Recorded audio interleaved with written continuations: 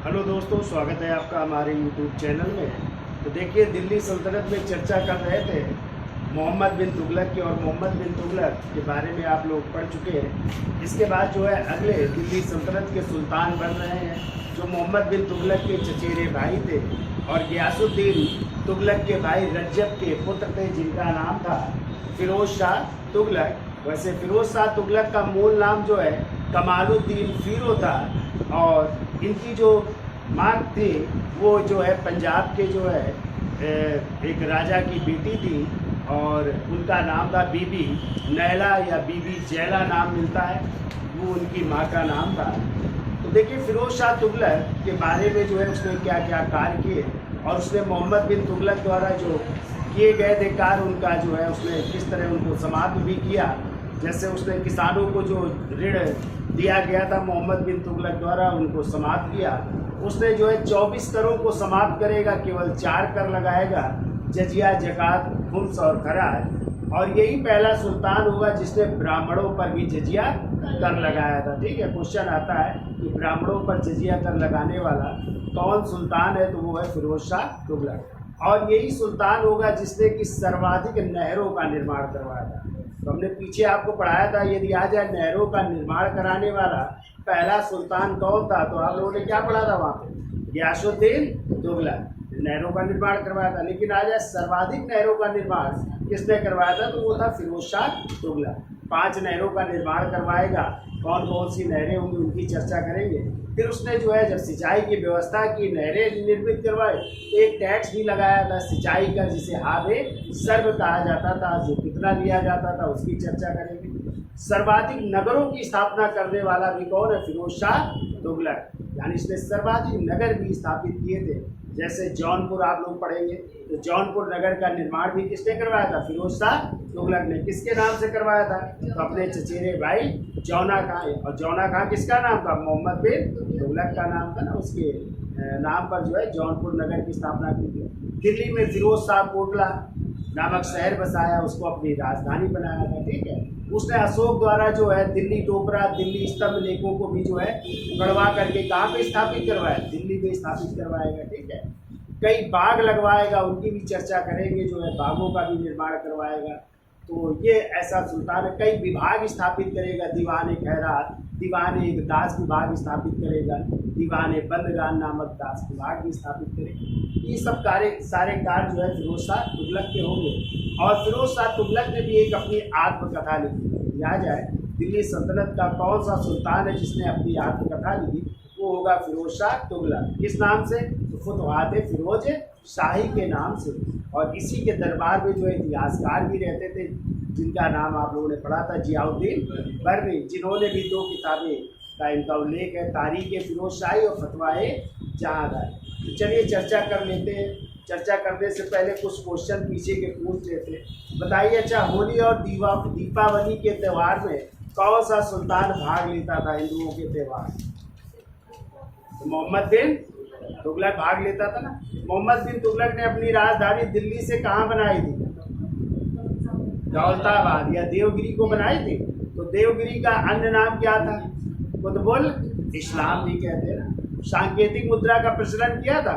तो चांदी के टका के स्थान पर किसके सिक्के चलाए थे? तांबे और कांसे के सिक्के जारी किए थे। ठीक है, और उनकी वैल्यू भी रखी थी चांदी के टके के बराबर। किसने कहा था इनकी मृत्यु पर सुल्तान को प्रजा से और प्रजा को सुल्तान से मुक्ति मिल गई? अब्दुल कादिर बदायूनी ने कहा था ना। और फिर हमने आपको पढ़ाया था कि मोहम्मद बिन तुगलक ने अपने साम्राज्य के बारे में कहा था कि मेरा साम्राज्य रुग्ण हो गया है, यानी बीमार हो गया है, इसका कोई इलाज नहीं है। कभी सर दर्द होता है तो उसकी दवा देता हूँ तो दूसरी चीज़ हो जाती है। तो कहा था इन सब का इलाज क्या है? तलवार। ठीक है, तलवार ही इनका जो है सबका इलाज है। ये बात भी किसने कही थी? मोहम्मद बिन तुगलक ने कही थी। ठीक है, और यही मोहम्मद बिन तुगलक था जिसने सैयद सालार मसूद जो गाजी थे उनकी दरगाह पे जाने वाला भी पहला सुल्तान। कहाँ पे थी सैयद सालार मसूद गाजी की दरगाह? बहराइच। कहाँ पे थी? हाँ, और इनकी जो है दरगाह में जाने वाले फिरोज शाह तुगलक जो है 2 बार जाते हैं। ठीक है, उनकी भी चर्चा करेंगे। तो चलिए हेडिंग डाल लीजिए, फिरोज शाह तुगलक कायम है 1351 से 1300 88 ईस्वी। तो देखिए इनका जन्म लिखो पहले कब हुआ था। ये जन्म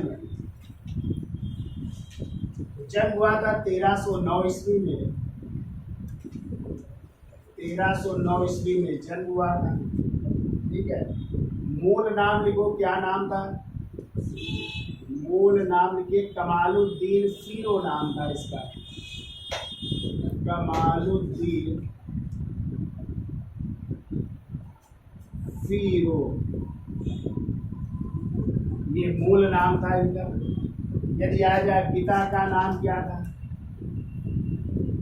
पिता का नाम था रज्जब। रज्जब, और रज्जब किसके भाई थे? तो इन लोग गियासुद्दीन तुगलक के भाई थे। गियासुद्दीन तुगलक के भाई। तो रज्जब का पुत्र था। ठीक है।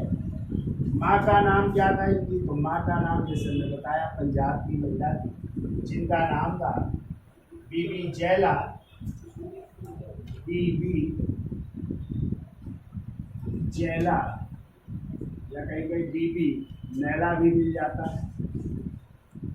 बीबी नैला, या कहीं कहीं इनका नाम मिल जाता है बीबी कधानु भी नाम मिल जाता है। एक और नाम मिलता है बीबी कधानु है, जो किसकी बेटी थी? तो लोग पंजाब के राजा, या पंजाब के एक स्थान था पंजाब में अबोहर है। पंजाब के अबोहर के राजा रणमल की बेटी थी। है तो भट्टी राजा रणमल की बेटी। भट्टी राजा रणमल की पुत्री थी। रणमल की पुत्री, यानी ये भी हिंदू माँ से उत्पन्न संतान थे। ठीक है। यानी इनकी माँ भी क्या थी? हिंदू थी। ठीक है। अब देखो इसका राज्याभिषेक, तो इसने अपना राज्याभिषेक 2 बार करवाया था। ठीक है। और हमने आपको बताया था पहली बार उसने जहाँ पे मोहम्मद बिन तुगलक की मृत्यु हुई थी ठट्टा में करवाया था ना, क्यों भाई? और ठट्टा में जो है उस समय जो है जो मेन जिनका प्रयास था वो कौन थे? जो है सूफी संत चिरागे तेरहवीं है, तो उनके द्वारा। तो देखो राज्याभिषेक 2 बार। पहली बार लिखो, पहली बार राज्याभिषेक करवाया था 23 मार्च 1351 को। 23 मार्च 1351 को ठट्टा में है, ठट्टा में करवाया था। और दूसरी बार फिर अगस्त में करवाया। देखो अगस्त 1351 में दिल्ली में। अगस्त 1351 ईस्वी में दिल्ली में अपना राज्याभिषेक करवाया। तो कभी आ जाए दिल्ली सल्तनत का कौन सुल्तान है जिसने 2 बार राज्याभिषेक करवाया? तो फिरोजशाह लोधी, ठट्टा में और दिल्ली में। अब उपाधि लिख लीजिए, इसकी उपाधि कौन कौन सी है? तो लिखिए उपाधि। पहली उपाधि लिखिए इसकी, वो सैयद उस सलातीन की। सैयद उस सलातीन। और दूसरी इसकी उपाधि एक और लिख लीजिए, और वो दूसरी उपाधि है खलीफा नायक। खलीफा नायक की उपाधि धारण की थी। खलीफा नायक की भी उपाधि उसने धारण की थी। ठीक है। अब इसके जो है वजीर का क्या नाम था? तो लिख लो वजीर। वजीर का नाम था मलिक ए मकबूल। मलिक ए मकबूल, या इन्हीं को कहते हैं खाने जहाँ तेलंगानी है। दूसरा नाम खान ए जहाँ तेलंगानी भी कहते हैं। तेलंगानी, क्योंकि ये तेलंगाना के ब्राह्मण थे बाद में इन्होंने इस्लाम धर्म स्वीकार कर लिया। खाने जहाँ तेलंगानी के नाम से भी जानते, तो ये इनके वजीर थे, ठीक है। जबकि अलग अलग इतिहासकारों ने फिरोज शाह तुगलक को किसी ने आदर्श सुल्तान कहा है, किसी ने जो है इसका अकबर का पूर्वगामी कहा है, या सिकंदर लोदी का पूर्वगामी कहा है। तो किसने क्या क्या कहा है उसकी भी हम चर्चा करेंगे। तो इसका स्क्रीनशॉट ले लो, फिर आगे चलते हैं तो याद हो जाएगा। तो देखिए अगला पॉइंट लिखिए, देखिए आर्थिक सुधारों या आर्थिक स्थिति में सुधार लाने के लिए, आर्थिक स्थिति में सुधार लाने के लिए, सुधार लाने के लिए निम्न कार्य किए, निम्न कार्य किए। कौन कौन से कार्य किए तो लिखिए। पहला तो जागीरदारी प्रथा की पुनर्स्थापना की, देखो जागीरदारी प्रथा की पुनर्स्थापना कर रहे हैं। जागीर प्रथा या जागीरदारी प्रथा की पुनर्स्थापना, यानी पहले आपने पढ़ा था कि अलाउद्दीन खिलजी ने जो है जागीरदारी प्रथा को बंद करवा दिया था और सैनिकों को कौन सा वेतन, नगद वेतन देना शुरू किया था। तो इसने क्या किया, उस नगद वेतन को समाप्त करके फिर सैनिकों को क्या देना प्रारंभ किया, जागीरदारी या जागीर प्रदान करना या इक्ता प्रथा प्रदान करना शुरू कर दिया, ठीक है। क्या लिखा, जागीरदारी प्रथा की पुनर्स्थापना की और पदाधिकारियों को नगद वेतन के स्थान पर, पदाधिकारियों को नगद वेतन के स्थान पर, नगद वेतन के स्थान पर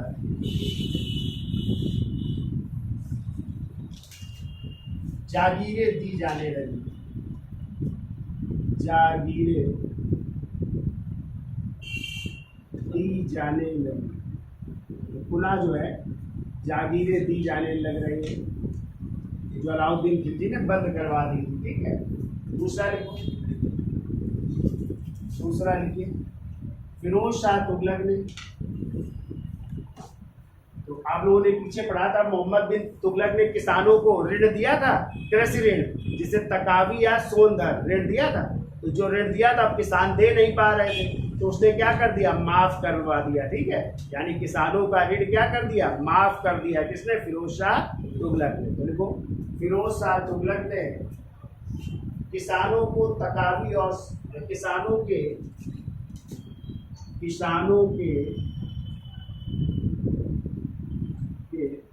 तकावी व सोनधर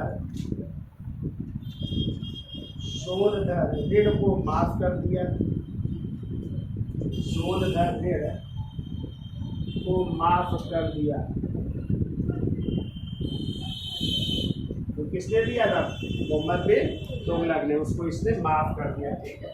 फिर देखो फिरोज शाह तुगलक ने 24 करों को समाप्त कर, फिरोज शाह तुगलक ने 24 करों को समाप्त कर, 24 करों को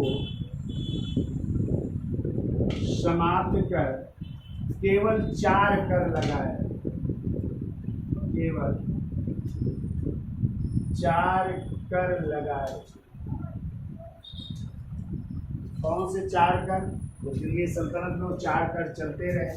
तो ए नंबर डाल दो। पहला है जजिया कर, जजिया कर, हमने आपको पीछे भी पढ़ाया था। जजिया कर किससे लिया जाता था, गैर मुसलमानों से लिया जाने वाला टैक्स था, ठीक है।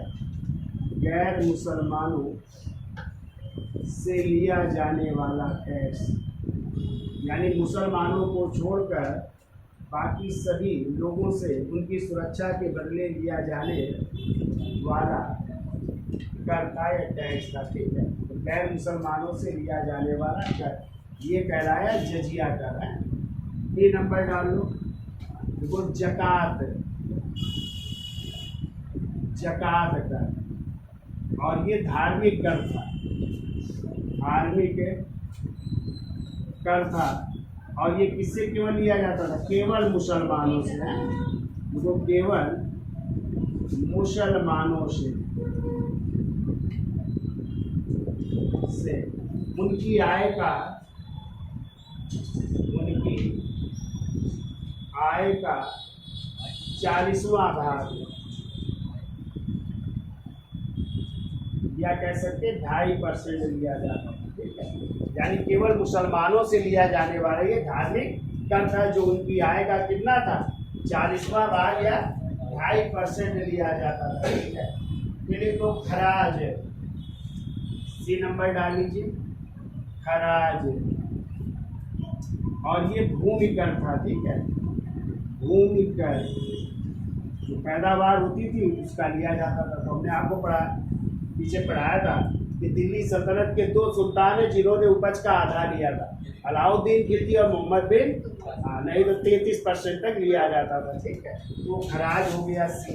और चौथा लिख लो डी नंबर, वो था खुम्स। और खुम्स क्या था? लूट का माल था, जो सेना जिस राज्य में आक्रमण करती थी वहाँ से राजकोष से जो मिलता था तो वही जो है खुम्स होता था। इसका नियम क्या था? 4/5 भाग कहाँ जमा होगा? राजकोष में नहीं, 4/5 भाग सैनिकों को दिया जाएगा, सैनिकों को। और 1/5 भाग जो है राजकोष में जमा होना था, ठीक है, राजकोष में। नियम ये था, लेकिन किसने? अलाउद्दीन खिलजी और मोहम्मद बिन तुगलक ने ही 4/5 भाग कहाँ रखा? राजकोष में, और 1/5 भाग ही इन्होंने सैनिकों को बांटा था, ठीक है। तो ये 2 सुल्तानों ने उल्टा किया, जबकि रूल क्या था? ज्यादा भाग किसको मिलेगा? सैनिकों को, और कम भाग राजकोष में जमा हो जाएगा। क्योंकि सैनिकों की बदौलत ही किसी राज्य को जीता जा रहा है, तो उनको प्रोत्साहन के लिए ज्यादा भाग उनमें बांट दिया जाता था, और 1/5 भाग राजकोष में रखा जाता था। लेकिन अलाउद्दीन खिलजी और मोहम्मद बिन तुगलक ने ज्यादा भाग कहाँ रखा? राजकोष में, और 1/5 भाग ही सैनिकों को बांटा, ठीक है। तो ये 4 करते, जजिया, जकात, खराज और खुम्स। इसके अलावा जो है देखो, फिरोज शाह तुगलक ने पहली बार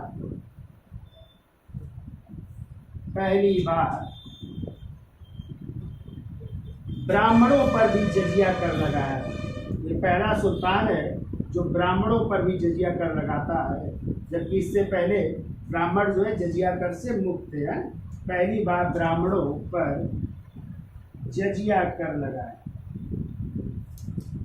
जजिया कर लगाया, और वो भी दिल्ली पे लगाया केवल।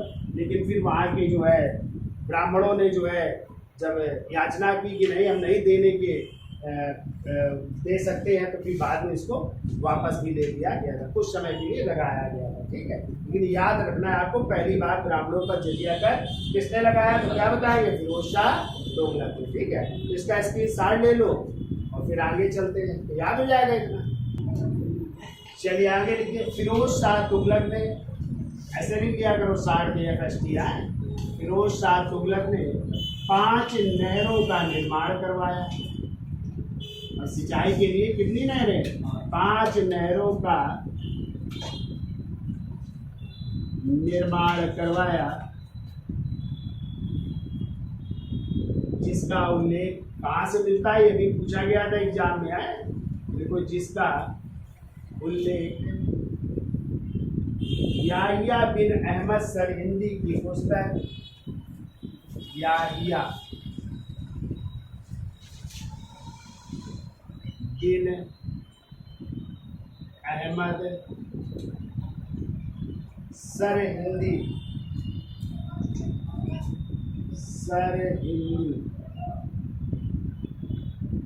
की पुस्तक तारीख ए मुबारक शाही से मिलता है।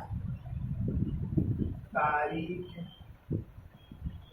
ए मुबारक शाही है, ये याद रखिएगा, अभी पूछा गया था किस पुस्तक से इसका उल्लेख है। तारीख मुबारक शाही से मिलता है। इस पुस्तक में उल्लेख हुआ इन 5 नहरों का। ठीक है, कौन कौन सी नहरें हैं? तो पहले लिखो उलूग खानी नहर, उलूग खानी नहर ये बनवाया। कहाँ से कहाँ तक? तो देखो यमुना नदी से हिसार तक, यमुना नदी से हिसार हरियाणा है ना, हिसार तक लगभग 150 मील है। तो लिख लो 150 मील लंबी, 150 मील लंबी नहर है, जिसे कहा गया उलूग खानी नहर है। दूसरा लिख लो रजवाही नहर, रजवाही नहर का निर्माण करवाना है। ये कहाँ से कहाँ तक है? तो देखो सतलज नदी से घग्गर नदी तक, सतलज नदी से घग्गर नदी तक, वो भी 96 मील लंबी है,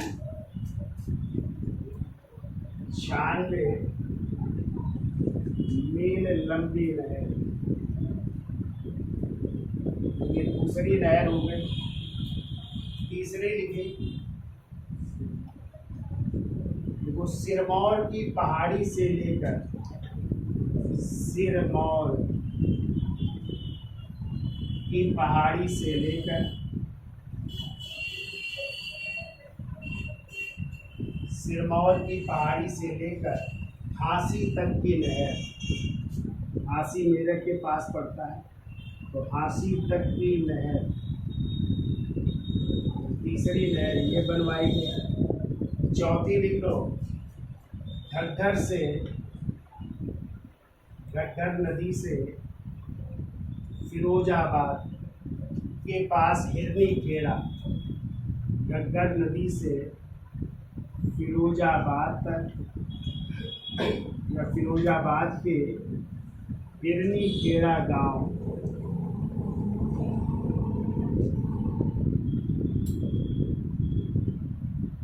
हिरनी खेड़ा गांव तक की नहर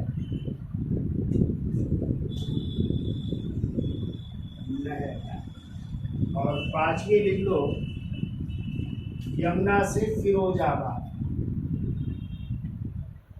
यमुना से फिरोजाबाद।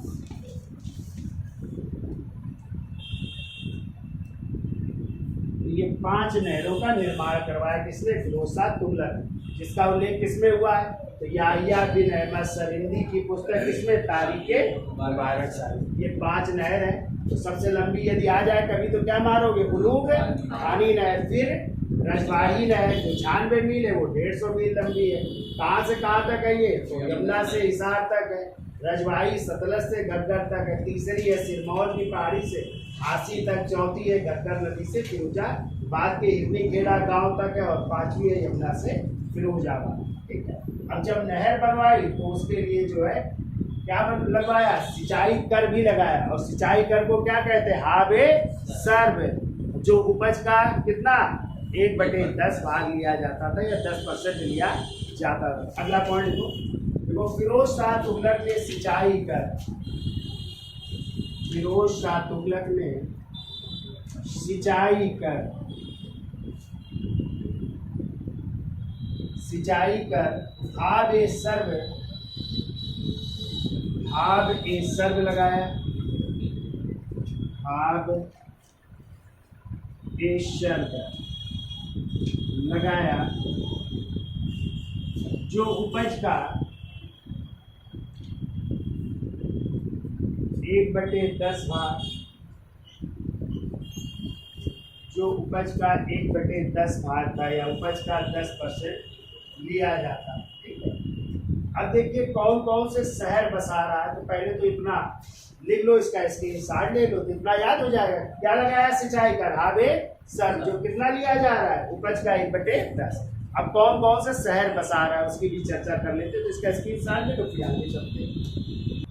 तो देखिए कौन कौन से नगर स्थापित कर रहा है फिरोज शाह तुगलक। तो देखिए फिरोज शाह तुगलक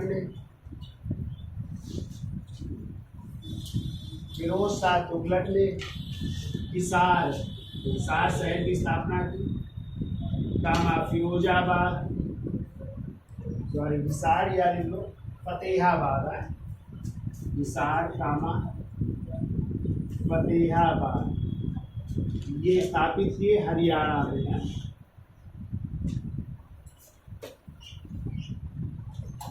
हरियाणा में। फिर देखो फिरोजपुर और फिरोजपुर शहर बसाया पंजाब में।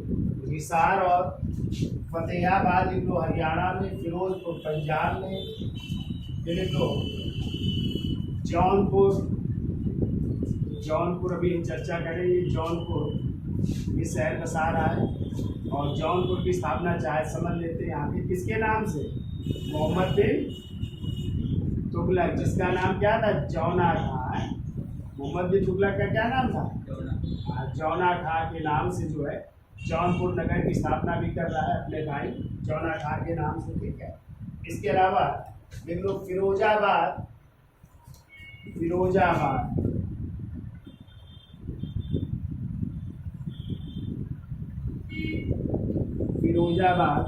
या कह सकते हैं फिरोज शाह कोटला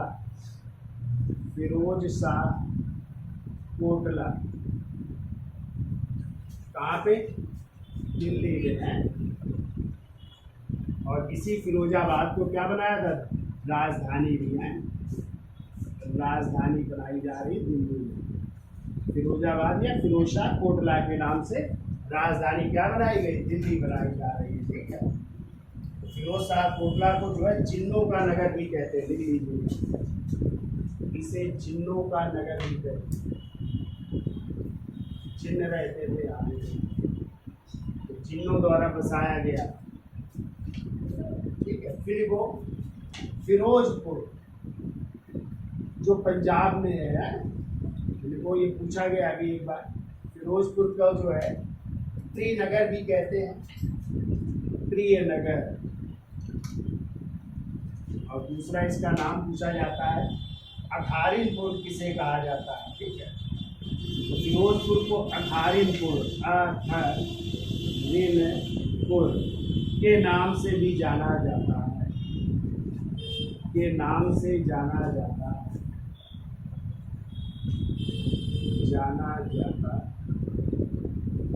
तो ये याद रखिए। पूछा गया अखारिनपुर के नाम से किसे जाना जाता है, तो फिरोजपुर पंजाब को, जिसे त्रिनगर भी कहते हैं। ठीक है। और जौनपुर नगर किसके नाम से, हाँ जौना खां किसका नाम था, मोहम्मद बिन तुगलक का, ये याद रखिएगा। उसके नाम से जौनपुर नगर, तो ये उसने नगर स्थापित किए। ठीक है। देखो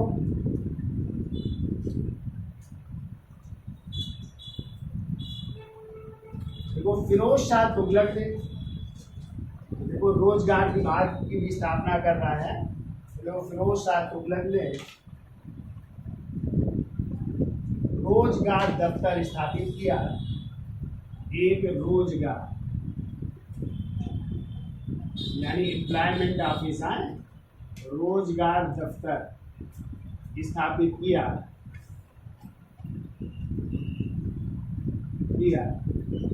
जो बेरोजगारों को क्या प्रदान करता था, रोजगार प्रदान करता था। ठीक है। फिर वो इसके अलावा और कौन सा विभाग स्थापित कर रहा है, तो लिख लीजिए फिरोज शाह तुगलक ने दीवान ए रिसालत, कई विभाग है उनकी चर्चा कर लेते हैं। दीवान ए रिसालत, इसका मतलब है कि शिकायती विभाग था। ठीक है। आप इसमें शिकायत कर सकते थे अपनी, देखो शिकायती विभाग की स्थापना की जा रही है। रोजगार विभाग की, ये शिकायती विभाग की स्थापना की जा रही है। इसके अलावा इनको दीवान ए खैरात विभाग की स्थापना की जा रही है। दीवान ए खैरात विभाग, और खैरात का मतलब क्या होता है, जो फ्री में मिल जाए, यानी दान विभाग। कैसा विभाग था, जो गरीब लोग थे उनको दान दिया जाता था। जैसे गरीब लड़कियां होती थी उनकी शादी की व्यवस्था भी ये विभाग किया करता था। तो ये था दीवान खैरात विभाग, लोगों को दान भी दिया जाता था। इसके अलावा लिखो दीवान इश्तिहाक विभाग, दीवान इश्तिहाक, ये पेंशन विभाग था। ठीक है, जो रिटायर हो जाते थे उनको पेंशन भी दी जाती थी, तो पेंशन विभाग था। ये भी पूछा गया है कई बार, याद रखिए। पेंशन विभाग भी स्थापित किया जा रहा है दीवान इश्तिहाक के नाम से। इनको दारुल ए सफा, दारुल ए सफा, या इसी को कह सकते हैं सिफा खाना है, सिफा खाना, सिफा खाना। ये खैराती दवा खाना था। और खैराती मतलब कैसा, जो फ्री में दिया जाता हो इलाज है, तो उसको खैराती दवा खाना। यहाँ पे फ्री में इलाज या दवाएं वगैरह प्रदान की जाती थी, दारुल शफा कहलाता था। यानी एक अस्पताल था ये जिसमें दवाइयाँ फ्री दी जाती थी, लोगों का इलाज किया जाता था। ठीक है, फिर को शोहरत ए आम, शोहरत ए आम विभाग भी स्थापित किया जाता है। और यही था लोक निर्माण विभाग। कई बार पूछा गया लोक निर्माण विभाग की स्थापना किसने की थी? फिरोज शाह तुगलक ने। लोक निर्माण विभाग भी स्थापित किया जाता है, जिसको शोहरत ए आम कहते थे। या लोक निर्माण विभाग क्या करता था? इमारतों का निर्माण करता था, इमारतों का निर्माण करना इस विभाग का था। तो कई बार पूछा गया है, तो ये भी याद रखिएगा लोक निर्माण विभाग की स्थापना किसने की? तो फिरोज शाह तुगलक ने। और जब आ जाए सार्वजनिक वितरण विभाग की स्थापना, तो अलाउद्दीन खिलजी ने सार्वजनिक वितरण प्रणाली की शुरुआत की थी। ये विभाग भी आपको याद रखने हैं। ठीक है, तो जल्दी से लिख लो कौन कौन से विभाग। तो एक रोजगार दफ्तर स्थापित करवाया, दीवान रिसालत। शिकायती विभाग की स्थापना की गई, दीवान खैरात। दान विभाग की स्थापना की गई, दीवान इश्तिहाक। पेंशन विभाग की दारुल सफा या सिफा खाना। खैराती विभाग की शोहरत आम लोक निर्माण विभाग की स्थापना की गई। ठीक है, एक और चाहे लिख लो दीवान बंदगान, ये भी लिखा देते अलग से नहीं बताते। दीवान बंदगान, ये दास विभाग था। और दास का मतलब गुलामों का एक विभाग स्थापित किया। और कहते हैं कि फिरोज शाह तुगलक के समय लगभग 1,80,000 दास थे। ठीक है, इतने गुलाम हुआ करते थे, तो उसने एक विभाग ही स्थापित कर दिया। किस नाम से? दीवान बंदगान के नाम से। ये दास विभाग है, गुलामों का विभाग है, इसकी भी स्थापना उसने की थी। ठीक है, चलो इसका स्क्रीनशॉट ले तो फिर आगे चलते हैं।